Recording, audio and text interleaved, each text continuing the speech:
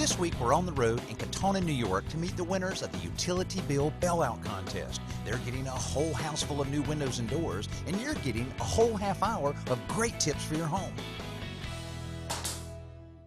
McCabe and John Reese are newlyweds who bought this house just 5 months ago. It's located on a hillside overlooking the village of Katona, New York, just an hour or so from Manhattan. They knew it was a fixer-upper when they bought it, but the house had character and the location was great.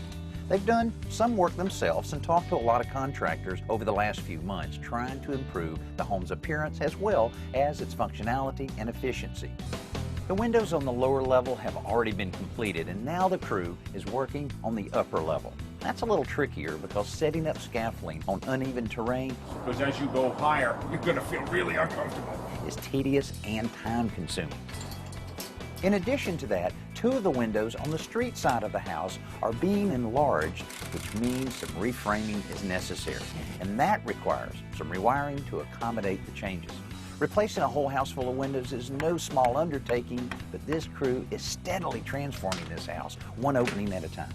When you tackle every opening in a home all at once, it creates a little bit of chaos for everyone, especially the installation pros who are trying to turn this project around in just a week.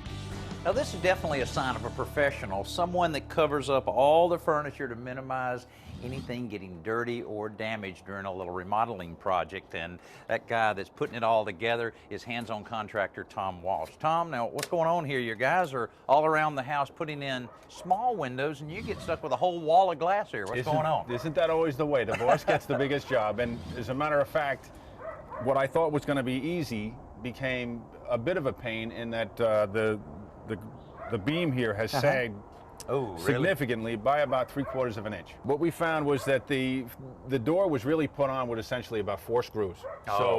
When the door slid closed, the jambs shook, and it didn't seal very well around the gaskets. Now, a lot of people think that you just can't have an energy efficient glass door unit. A lot of times people will take glass doors out and they'll replace them with French doors or something like that. A sliding door is as efficient as a French door.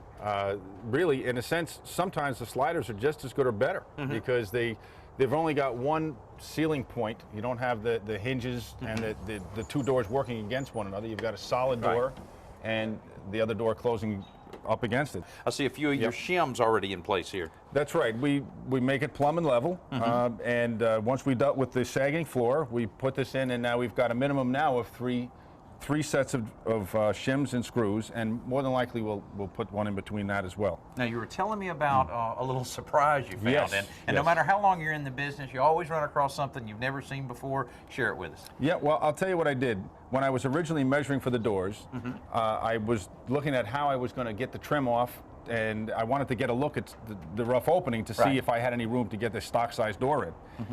So trying to pull off what I thought was trim, and in fact it was not. What I found was that the way the house was built, it was kind of like a rabbited stud is what I would call it. And so what it does is it's kind of smart in that it saves a lot of materials. One side would accept the sheathing, which is texture 111. And the other side would accept the door or window flange. And so that's pretty much minimize the amount of framing needed for the house. Boy, you had to really think about that when you had all the doors measured, and then now that you're installing them, in order to fit everything in just right, you got to consider that as well. It's a little tricky.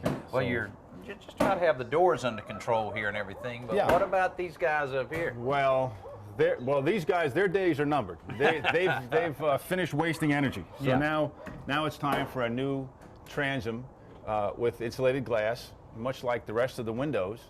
And we're going to do the same thing. We're going to remove the glass, remove the stops, and install the new windows within those existing openings, because again, we can't remove this trim. This is the frame of the house.